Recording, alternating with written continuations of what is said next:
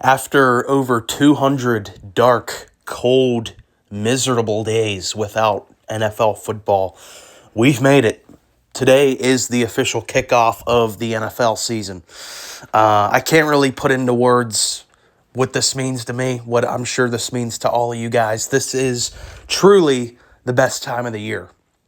So we're going to talk about NFL Week 1 right now. I'm going to do all my predictions for Week 1. We did this all last year. It seemed to be a pretty good series. You guys tended to like it. So we're going to continue it this year. And like I said in yesterday's video, still feeling a little under the weather. So if my voice sounds weird, if I'm coughing, that's why. But it's going to be a long video, so let's get right on into the predictions. Of course, we're starting off with tonight's game, Thursday Night Football, prime time, 8:20 p.m. Eastern. The Dallas Cowboys coming up here to Philadelphia to play the Eagles.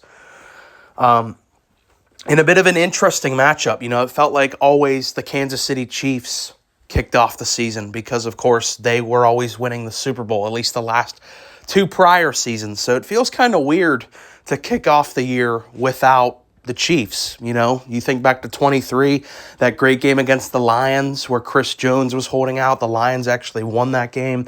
Then last year against the Ravens, I think that was the game where Isaiah Likely's foot was like half an inch out of the end zone. So the Chiefs ended up winning that one. I don't think this game is going to be quite as memorable as those two games because those were both two incredible games to kick off the season.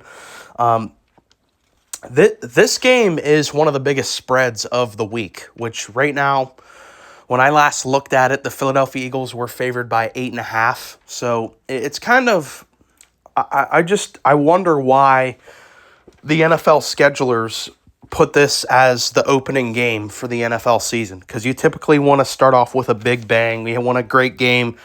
And like I said, the last 2 years we've had that. Well, this game, a team's favored by over a touchdown. And I get it. It's a big brand, the Dallas Cowboys, but the Cowboys roster is just nowhere near the reigning Super Bowl champion Philadelphia Eagles. So it makes me wonder why they didn't pick a different opponent. I think, if you would have done Eagles Commanders, same division to kick off the season, I think that would have been a much more exciting game. Or, Eagles Lions or Eagles Bucks, just another playoff caliber team where Dallas is just, I don't think they have a hope or a prayer. I think Dallas could legitimately have one of the worst defenses in the NFL, and that was even when they had Micah. Now Micah obviously is traded away to Green Bay. I think the Dallas defense is going to be atrocious. So it really comes down to their offense. I do think that this Dallas offense is going to be able to put up points, particularly against bad teams. I do think the Cowboys are going to be an explosive offense just because they don't really have any other choice but to throw the ball. They have a very lackluster run game. They don't have a great O-line. They have a bad defense. So really, this team is going to go all through Dak Prescott throwing the football to CD, to George Pickens, to Ferguson. So I think they will be able to put up points. However, against the Eagles defense, I don't think so, because you look at, how stacked this defense is, particularly the secondary, which, two rookies last year, they're only going to be better. Quinyon Mitchell, Cooper DeJean, they're only going to be better this year going into year two. And they just have studs littered all over this defense. It is a stacked unit. So Dallas, I think, will be able to beat up on bad teams, but the Eagles are not a bad team. They just won the fucking Super Bowl. So this is not close. I think the Eagles are going to absolutely bludgeon the Cowboys, and I could realistically see a huge game from Saquon Barkley. I could see Saquon easily going for over 200 yards tonight. I really do believe that, just because we know the Eagles, they prioritize running the ball. They have the best O-line in football. Saquon, I said this yesterday, and I'm going to say it again. I don't think it's a hot take or a crazy thing to think that Saquon could be the first running back in the history of the NFL to have back-to-back 2,000-yard seasons, because that O-line he's running behind, the philosophy of this team, wanting to run the ball first. I could definitely see it, as long as he stays healthy. So I think the Eagles win this one. I think they cover the 8.5. I think they're going to absolutely bludgeon the Cowboys tonight. And again, I just have to ask the question, why was this the game picked to start off the season? Because I want to have an exciting game. You know, I still fondly look back on that Chiefs-Lions game from 2 years ago, the Chiefs-Ravens game last year. It's just a head scratcher. Maybe I'll be wrong and the Cowboys will pull off, the upset of the century, but I don't see it happening. I don't see any outcome, any world that exists, especially with it being in Philadelphia, with them raising their Super Bowl banner tonight. No fucking way the Cowboys win this game. So let's move on now to Friday Night Football. I believe this game's in Brazil. I could be wrong about that. But I remember last year's game on Friday night was Eagles-Packers in Brazil. So I would assume that this Friday night game is in Brazil as well, between the Chiefs and the Chargers. So we got a nice AFC West matchup here. A lot of people are thinking this is the year where the Chiefs finally fall off. And if you listen to me this offseason, you know my take on the Chiefs is they've been so dominant, they've been so good that I'm not going to pick against the Chiefs until they show me that I should. Like I said it all last year. Every time I did these prediction videos all throughout the year, I said I'm not going to pick against the Chiefs. That doesn't mean I think they're going to win every single game, but if I have to pick for each game, I'm never picking against Andy Reid and Patrick Mahomes in a football game. That's the same thing here. I'm picking the Chiefs, and I know it's a boring prediction, but I have the Chiefs going back to the Super Bowl. I think it's just, you have to do mental gymnastics to pick the Bills or the Ravens or any other team coming out of the AFC. How the fuck can you, with a functioning brain, pick against this Kansas City Chiefs team? How many times have we said, oh, this is the year where the Chiefs finally fall off? This is the year where they regress. Last year, the Chiefs were looked at as a quote-unquote down year by a lot of people. Their offense stats were not as dominant as prior. Well, what did they do in a down year, quote-unquote? They won 15 games and they went to the Super Bowl. So, yeah, I think I'm going to just ride with the same exact philosophy that I had last year. Is I don't think I'm going to pick against the Chiefs in a single game, no matter who they play. They've earned that level of respect. They are the dynasty in the National Football League. To me, Patrick Mahomes is still the best player in football. I think it's just kind of comical to pick anyone else. People say Lamar or Josh Allen are the best players in the NFL. I don't know what happened to your brain. Maybe you fell down a couple flights of stairs. Patrick Mahomes is the best quarterback in football, and I don't give a fuck if he didn't throw as many touchdowns as those other guys last year. He's done it time in, time out. He's a fucking 3-time Super Bowl champion. He's beaten the shit out of all these guys in the playoffs. He's the best. It's no question for me. And as for the Chargers, I was a little critical of them after that playoff game because, everyone wanted to give Harbaugh his flowers. But I think they were kind of exposed in that playoff game because, this is something I talked about when Harbaugh was hired with the Chargers is, he's won everywhere he's gone, but there's potential where his football philosophy is a little outdated for 2025 NFL football, and that is he does not give a flying fuck about receivers, about the passing game. He's all defense and run game. That's everywhere he has gone throughout his coaching career. That is how he has built his football operations.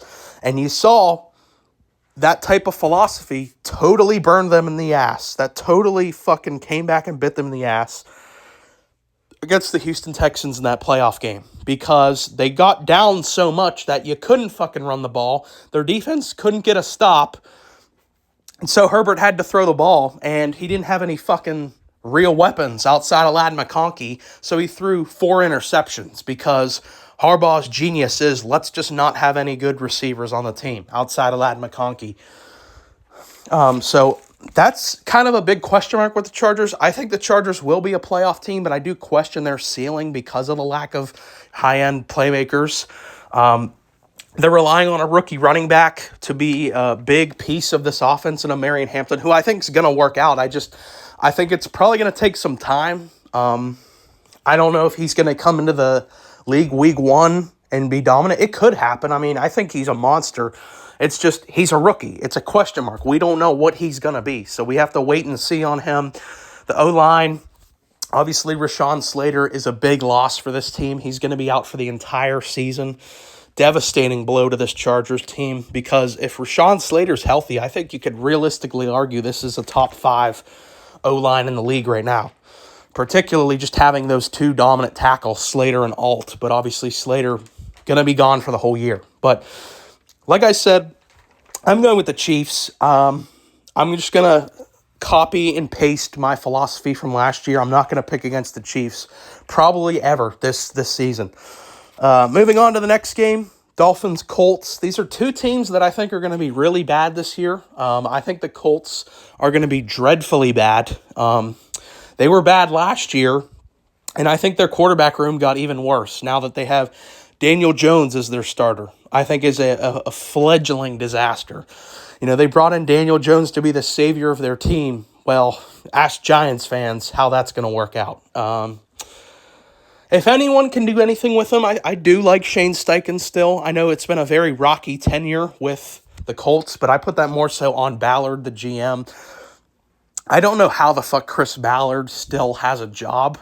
He's done such a horrible job with this team, particularly the quarterback situation. I mean, the quarterback carousel alone, I think, is enough to fire Chris Ballard.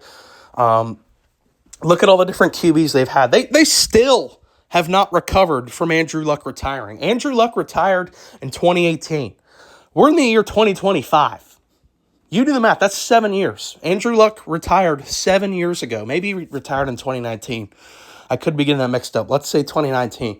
So 6 years. It's been 6 whole fucking years, and they still have not recovered. They've been scrambling from guy to guy. Phillip Rivers, Carson Wentz, Matt Ryan, Joe Flacco, Anthony Richardson. Now it's Daniel Jones. They still have never recovered from the Andrew Luck retirement. And I think taking Anthony Richardson is as high as they did. What was he, 4th overall, is a fireable offense because he's not an NFL-level quarterback. And I don't blame Ballard and the Colts for taking him. I like when teams take big risks, big gambles, but when you take that big of a risk, it's a career-defining gamble. Either if it pays out, you're a rock star. Everyone gets contract extensions. But if it fails, which it did in this case, you kind of have to go. So I think the Colts are going to be flat out awful this year. I don't really like anything about the Colts outside of Jonathan Taylor. I think they're going to be really bad this year. And then you have the Dolphins. I think down the stretch, they are going to self-implode. Their defense is dreadfully bad. It's banged up. It's just washed up players. I still love Minkah, of course. There's always going to be a special place in my heart for Minkah Fitzpatrick.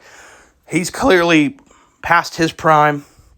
The defense, I think, is a joke. Offensively, I think the offense will be good for the first stretch of the year. You know, the Dolphins always start off hot on offense. As the year starts, they always look like they're a competent team, and then they just kind of implode as the year goes on, whether that's stiffer competition, teams figuring them out, or Tua's health biting them in the ass. But I do think this is the year where the Dolphins kind of unravel. I do think there's a good possibility going into next year. Tyreek Hill's not with the team. I do think if they are as bad as I think they are, which is like a 4-win team, 5-win team maybe, I could see Mike McDaniel getting fired. So these are two teams that I'm very low on. I'm taking the Dolphins in this one just for the simple fact that, like I said, we know early on in the season they usually get off to a good start. We know Tua is fully healthy. It always is. The question for the Dolphins is always going to be, when is Tua going to get hurt? It's not if Tua is going to get hurt. It's when. We all know it's inevitable. But when he's there, this is a functioning, competent offense. You have Tyreek Hill. You have Jalen Waddle, Devon Achane. There's a lot of stuff to like here. I just don't see the longevity. But I will take in week 1 the Dolphins to beat the Colts. Next up, we have my Steelers going to Jersey to play the New York Jets. So if you're a longtime listener of Steel City Sports, probably our biggest topic last year was the New York Jets. That's the team we probably talked about the most. And it seems like every year there's a team that I am very bearish on. whereas a lot of people are very high on. In 2023, we talked a lot of Dallas Cowboys. They were a dominant team in the regular season, but I was up here preaching to you guys how they were fool's gold, telling you not to trust them, and then you had people on, First Take and ESPN talking about how this is Dallas's year, Dak's an MVP candidate, and look what happened. They got shelled in the first round of the playoffs by the youngest team in the NFL in Dallas. Then last year, the same exact team was the Jets for me, was the team that everybody was super high on, and I just didn't get it. I mean, I had a laundry list of issues with the Jets going into last year, and for the life of me, I just couldn't figure out how people thought the Jets were going to be a good team last year. I saw people pick them to make the playoffs. I even saw some fucking people out there pick them to win this division over the Buffalo Bills. If you're someone who did that, I don't think you should be allowed to ever talk about football again. If you realistically picked the Jets to win this division last year. So the reason I bring all that up, why I go off on this side tangent about the Jets last year, is because all of the problems that I had with the New York Jets last year still apply to the 2025 New York Jets. But now they have an even worse quarterback and an unproven head coach. What were my issues with the Jets going into last year? Bad O-line that was banged up and injury prone. A ton of injury-prone players just littered all over this team, an overrated defense, an inexperienced head coach, which is even more so now with Aaron Glenn, who's a first-time head coach on the wrong side of the ball, and Detroit's defense wasn't even anything special, so I don't really get the Aaron Glenn hire. I think he's a good coordinator. I don't really get hiring him as a head coach because it's not like the Detroit Lions defense was spectacular last year. I think that Robert Saleh was a better coaching candidate than Aaron Glenn. And Justin Fields, I watched him firsthand last year. I watched every single snap of Justin Fields football last year, and I can tell you firsthand, he's one of the most inaccurate players I've ever watched play football at any level.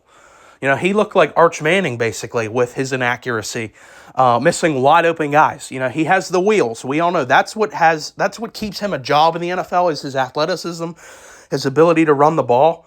But as a pure thrower of the football, it's atrocious. And I hate saying that because I like Justin Fields. I would have been fine with the Steelers keeping him, in a backup role, but clearly he wanted to go start somewhere. The Jets gave him that opportunity. Don't blame him. But he's not a starting NFL quarterback. His accuracy, just watch him. That's all you have to do. It's one thing back when he was with the Bears. Obviously, I wasn't watching every Chicago Bears game. You just catch the highlights here and there from the Bears games. You catch a game here and there, and it's like, oh, this kid, he's got a lot of talent. Every once in a while you see a big throw. He's running around all the time. But when you actually just watch a full game of him play football, it's a hard watch. He's super inaccurate. And you put that in such an unstable environment with the New York Jets, where the O-line sucks, the coach is brand new, doesn't know what he's doing. The fucking ownership / GM is a circus show. This is arguably the worst owner in football with Woody Johnson. So even the off-the-field operation for the New York Jets is kind of a clown show. I think the Jets are going to be a disaster this year. Where's my Steelers? I've talked ad nauseum about my Steelers on this channel. I think they're going to be pretty good this year. I predict them to win 11 games. I don't think the Steelers obviously are some Super Bowl contender, but I've liked the offseason they have. I do think Aaron Rodgers is a clear upgrade over Justin Fields. And we're going to see that Sunday. I've been vocally critical of Aaron Rodgers over the past couple of years. I'm not going to shy away from that. I'm not going to change up my tune just because he's wearing the black and gold. He's on my team now, so I'm just going to defend him. If I watch Aaron Rodgers play like dog shit on Sunday, I'm going to come on here next week and I'm going to fucking destroy Aaron Rodgers. I'm going to tear him down. So there's not going to be any sort of bias towards Aaron. I'm going to call it like I see it with him. And we're going to see this Sunday. However, I do think he's just simply an upgrade over the guys we had last year. And I do think the media does tend to overblow certain narratives. A big one being Caleb Williams, which we're going to talk about, obviously, in a little bit. Caleb Williams last year, if you just look at his stats, they're not bad. But it was the media putting all the hype behind him and, talking about how disappointing he is. But if you just, in a vacuum, look at his numbers, they're not bad rookie numbers at all. The same thing kind of applies with Aaron Rodgers. If you take all the narrative out of it, all the talking heads on ESPN, take all that bullshit out, just simply look at the stats. He had a pretty decent year last year. It's not MVP Aaron Rodgers, but he threw as many touchdowns as Josh Allen. You know what Josh Allen did last year? He won the fucking MVP. So Aaron, if you just take what Aaron did last year, which I think he threw 28 touchdowns, correct me if I'm wrong on that. If you just take what he did last year, that is better than anything we've had with the Steelers since Big Ben retired. Like, I'd jump off a fucking bridge just to have what he did last year. And that wasn't even considered a good year in a fucking circus show with the New York Jets. So, I'm not expecting Aaron to be a fucking MVP, but if he can just do what he did last year, and I think this is a much more stable structure for Aaron than the New York Jets. So, I know I got a little off topic here, but, it's the Steelers. I'm going to ramble when it comes to my Steelers. So, if you couldn't tell, I do have my Steelers winning this game against the New York Jets. They have to win this game. I mean, the embarrassment it would be to lose to the team that has Fields. We let Fields go. We basically did a 1-for-1 trade, Aaron Rodgers for Justin Fields. You cannot lose this game. Okay, moving on now to Panthers-Jags. Wow, what an exciting game that is. I'm going to go with Jacksonville here. These are two intriguing teams. I think they're two teams that could potentially bounce back. It's also kind of interesting. Both these head coaches were ex-Tampa Bay Buccaneers offensive coordinators. Liam Cohen was there last year, and Dave Canales the year prior. So that's kind of an interesting storyline there. If you want to become a head coach in the NFL, go be the offensive coordinator for the Bucs, because their last two became head coaches kind of out of nowhere. It more so stems from the fact that I am I don't know why, but I am a Trevor Lawrence believer still at this point. I've said it a couple times already this offseason that this is really the make-it-break-it year for Trevor Lawrence. I think I've been higher on Trevor than other people. I don't know what it is. I just think that I've seen the highs. I've seen Trevor Lawrence do it. I've seen him at certain points in his NFL career be like, oh, this is why this guy was so hyped up. Now, it's very far and few between. He's been disappointing overall. But we've seen the moments. You go back to that playoff game in 2022, the second half of that game, played a flawless football game. Probably the best comeback I've seen since the 28-3 Super Bowl. So, Trevor Lawrence has it. It's just, will Liam Cohen finally be the fucking coach to get that talent, that consistency out of Trevor Lawrence? This has to be the year. And I like what they're starting to build. Obviously, this Jaguars team still has a lot of holes, but you got him a stud number one receiver, Brian Thomas Jr., who I fucking was banging the table. I was screaming on this channel. You can go back and listen to my videos. I was screaming at my Steelers, take Brian Thomas Jr., and we fucking passed on him for Troy Fautanu. I was screaming from the rooftops. I want either Quinyon Mitchell or Brian Thomas Jr. in that draft. We didn't get either. We could have had both of them. We passed on both. That's neither here nor there. Go back to the Jags. BTJ. Travis Hunter is going to be one of the biggest stories this year. I like the momentum. We're going to see with Liam Cohen. I do think there is some potential upside there. It's an intriguing matchup because these are definitely two teams that are kind of viewed as, what are they? They're kind of X factors, and it's two number one overall picks going at it. So I'm going with the Jags here. I believe more in Trevor Lawrence than I do in Bryce Young. I think that they have more around T-Law than what Bryce Young has to work with. And it's in Jacksonville. So let's move on to Cardinals Saints. This isn't a hard one. Cardinals, I think, are going to flatten the Saints. I think the Saints, I don't even think this is a hot take. I think the Saints are going to be the worst team in the NFL this year, and it won't even be that close. This is the worst quarterback room I've ever seen since I've been watching football. It's Spencer Rattler. Tyler Shuck and Jake Haener. I think it legitimately is the worst quarterback room I've ever seen. And I've been watching football for about a decade now. I can't remember a worse quarterback room than this. I think the Saints are going to be fucking dreadfully bad. And Arizona, say what you will about them, they could be a sneaky team this year.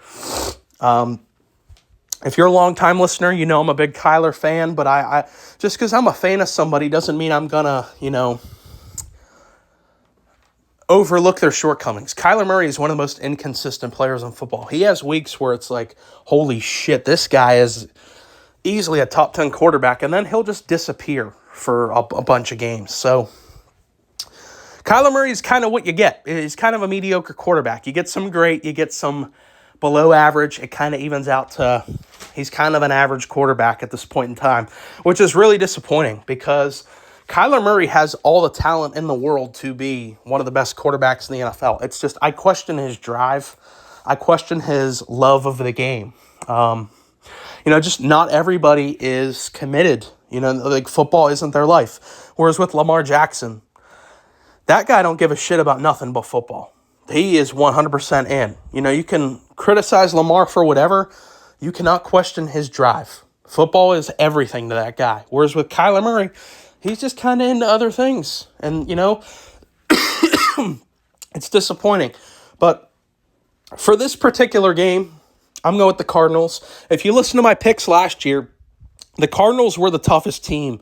They were the team that I think got the most wrong because they finished 8-9. So I was week to week, I was on them, I was off them. Like they're just a tough team to predict because it all stems from Kyler. I think they've got a decent roster around him. It's not a great roster, but he's got some weapons there with MHJ, Trey McBride, James Conner. Excuse me. So let's move on to Giants at Commanders. I think the Commanders take this one. And I talked about this a little in my video yesterday. My NFC playoff teams predictions is with Washington.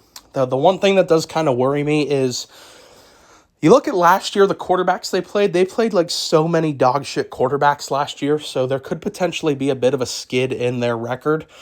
But the New York Giants don't really scare me. I mean, they're going to be starting Russell Wilson, who could be decent. I think he's definitely an upgrade over the guys they had last year.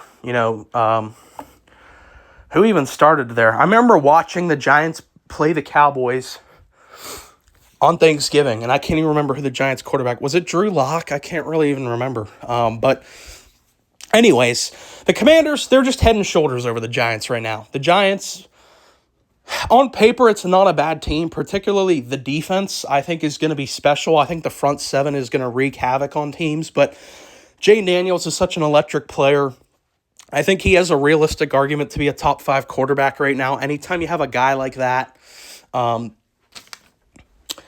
you should win most of your games. But I do want it to be said that I do think the Giants could be a scrappy team this year. If you take the best version of what Russ did last year, which would have been that game against the Jets, if you guys remember, I think that was Sunday Night Football or maybe Monday Night Football. It was a night game. The Steelers hosted the Jets. We put up 37 points. Russell Wilson, that was his best game as a Pittsburgh Steeler. If you get that version of Russ to go with Malik Neighbors and Brian Daboll as a competent offensive play caller, this could be a decent team. With that front seven, they could potentially make a little noise. I'm not saying a playoff team, but they could be a scrappy team if Russ plays at that level, which is not a guarantee because similar to Kyler, Russ at this point is very inconsistent. But I'm going with the Commanders. I'm a believer in Jayden Daniels. I think they had a great offseason. They got Laramie Tunsil, one of the best left tackles in football, for essentially a bag of peanuts. They brought in Debo on a very, low-risk, high-reward type situation. They gave up, a 5th rounder to bring him in. And even if he's washed up, his contract's done after this year. But I do think they'll get something out of Debo. And they finally paid Terry. A little weird with what they're doing with the running back room. I don't really get why they just out of nowhere decided they wanted out of the Brian Robinson business because he was their bell cow last year. Not that Brian Robinson's some elite talent, but he's a good player for them the past couple of years, and they just dumped him off for nothing. I don't get that. If you're a Commanders fan and you know what was going on with that, could you explain it? Like, why? Basically, just out of nowhere, were they like, okay, Brian Robinson, we don't want you on our team anymore. That was very weird. But for this game, give me the Commanders. Let's move on to a divisional matchup in the NFC South. The Buccaneers at the Atlanta Falcons. One of the best games of 2024 was between these teams. It was Kirk Cousins' by far best game of the season last year. Thursday Night Football went into overtime. Great game last year. I don't see that happening. I think Michael Penix Jr. is actually going to be pretty good. And, if you're a longtime listener to this channel, I've been a longtime Penix fan. I thought he should have won the Heisman over Jane Daniels when he was at Washington there. I thought he was the best player in college football that year. So I am a big fan of Michael Penix Jr. I think he's going to be pretty good. He's got a monster arm. But it's just unproven at this point in time. The Bucs are so loaded on offense. And at this point in time, I just trust Baker Mayfield. I think he's clearly established himself as a top 10 quarterback. Coming off these past 2 years, particularly last year, was incredible. It doesn't get talked about enough what Baker Mayfield did last year. And I think I can trust the Bucs roster more. Whereas with Atlanta, I have more question marks. They lost some guys on their O-line, which was, their O-line was typically a strong point of this team. They lost a lot of guys on their O-line. And their pass rush has consistently been an issue with this team. They drafted a couple guys, most notably James Pierce, who I was a big fan of with Tennessee. Yeah, I'm a big James Pierce Jr. fan. I want him to hit in the NFL. I don't know if it's going to happen, but I have more questions with Atlanta than I do with Tampa. And Tampa has been the cream of the crop in this division for a while now. So I'm going to side with Baker and the Bucs in this game. Moving on, Bengals, Browns. Bengals are big favorites in this game. I'm taking the Bengals in this game, but don't just write it off. Don't think it's just going to be an easy one. And you might be like, what the fuck are you talking about? The Browns are terrible. Well, if you look historically in the Joe Burrow era, the Browns typically play the Bengals very well. And I remember, I want to say it was 2 years ago, this was the week 1 matchup for the Bengals. And my favorite bet of that week was the Bengals money line. And the Browns won that game. If you remember, back in 2023, week 1, the Browns, as the underdogs, they upset the Bengals. So the Browns historically play the Bengals pretty tough in the Joe Burrow era. I don't think this is going to be a layup for the Bengals, particularly with how bad their defense is. We know how good Flacco looked in that system with Kevin Stefanski back when he was with them. He was really, really good, had a great connection with David Njoku. Now, instead of Joe Flacco being 53, he's now 75. So that could be a big problem for the Browns offense. I think the Browns are going to be really bad. I said they're probably going to win 2 games this year, but don't just think this is going to be a layup for the Bengals. But I'm still going to take them because Joe Burrow, Jamar Chase, T. Higgins, what do you want me to say? Let's move on. Raiders at Patriots. 2 intriguing teams, 2 kind of like dark horse playoff teams this year. I think if the Raiders were in a different division, I'd maybe flirt with putting them as a playoff team. The Patriots I have right outside the playoffs. So these are 2 teams that definitely have some similarities. They made a lot of changes, both new head coaches. The Raiders have a lot of new flashy toys with Geno Smith, Ashton Jeanty, Pete Carroll. This is a really interesting matchup. I think this is an underrated game. I'm going to go with the Raiders here because I am a big believer in Ashton Jeanty. Another guy who I think got robbed of a Heisman. I do think Ashton Jeanty should have won the Heisman last year. Had the best running back season since Barry Sanders, but we don't need to get back into that debate. It's pointless now. I think Geno Smith is such a monumentous upgrade over what they had last year. The joke that was Gardner Minshew and Aiden O'Connell. Both those guys have cinder blocks where they should have a fucking brain. Just terrible, terrible starting quarterbacks. To go to Geno Smith, who has been basically running for his life up in Seattle behind that dog shit offensive line the Seahawks have. I think the Seahawks O-line was ranked dead last. Correct me if I'm wrong, but I know their O-line was terrible last year, and yet Geno Smith was still able to have a productive year. Now you put him behind the Raiders O-line, which is actually pretty good, and he's got weapons. You know, he's got the phenom Ashton Genty, he's got Jacoby Myers, he's got Brock Bowers, who could easily be the best tight end in football by the end of this year. They brought back Amari Cooper. They've got a competent head coach in Pete Carroll. I like the Raiders. I like their momentum. I'm rolling with the Raiders in this one. Not to say that I don't like New England, because there's a lot to like about New England as well. I'm high on Drake May. I love Mike Vrabel. I've been a big Mike Vrabel guy on this channel for a long time. Kind of blew my mind that he didn't get a job the second Tennessee fired him. But I like more so with the Raiders. I don't know. To me, this one really is kind of a coin toss. Let's move on. Niners, Seahawks, another divisional matchup. So if you listen to my NFC playoff predictions video, you guys know I'm high on the Niners this year. I think they're going to bounce back. I think they're going to win this division, and it all stems from McCaffrey. If McCaffrey's back to McCaffrey, he doesn't even need to be 100% of what he was in 2023. Even if he's just like 80, 70% of what he was, the Niners are going to be a really good team, because I said in that video, and it's true, Christian McCaffrey essentially is the quarterback of this Niners offense. It all runs through Christian McCaffrey. So all reports indicate from camp that he's back, he's fully healthy. If that McCaffrey's back, this Niners team is going to go back to being dominant, because he is the quarterback of the 49ers.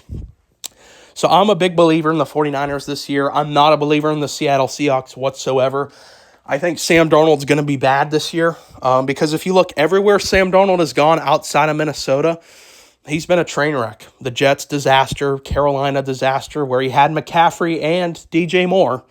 You know, it's not like the Panthers just had scrubs. Like, they had guys for him. He sucked there, went to the Niners, couldn't win that job. He was bad in the few spots that he played. And then he goes to Minnesota, the best offensive apparatus in the NFL. Justin Jefferson, Jordan Addison, Aaron Jones, good O-line, TJ Hawkinson, one of the best offensive play callers in the league. And it works. And we've seen this happen one-year wonders. Like, literally everything was set up for the quarterback to succeed with the Vikings. Now you go to Seattle with a defensive-oriented head coach, a dog-shit offensive line, one true weapon in JSN. I think Cooper Kupp is burnt toast. I don't think there's anything left with Cooper Kupp. I think he's completely washed. I don't see how this works with Seattle. I think their defense is going to be good for sure, but I think the offense is going to be dreadfully bad, and you're really going to see how undervalued Geno Smith was. He was keeping the lights on up there in Seattle. Sam Darnold, I think, is just going to go back to being Sam Darnold. So I'm rolling with the 49ers in this game. Next up, we have Titans at Broncos. This is another game this week that's a big spread. Last time I looked, I think Denver was favored by 7.5. So yeah, I am going to roll with Denver here, just because we don't know what we're getting from Cam Ward. It's a rookie quarterback in his first start against the potential best defense in the NFL. That's all you really need to say with this. Even though I'm not really a big believer in Bo Nix, I'm not a Bo-lever. I'm not. I put out a short a couple days ago talking all about that. It's just, like I said, say it out loud. It's a rookie quarterback in his first game going up with the potential best defense in football. That's all I need to say. Let's move on. Lions at Packers. I think this is one of the most difficult games, if not the toughest, to pick for this week.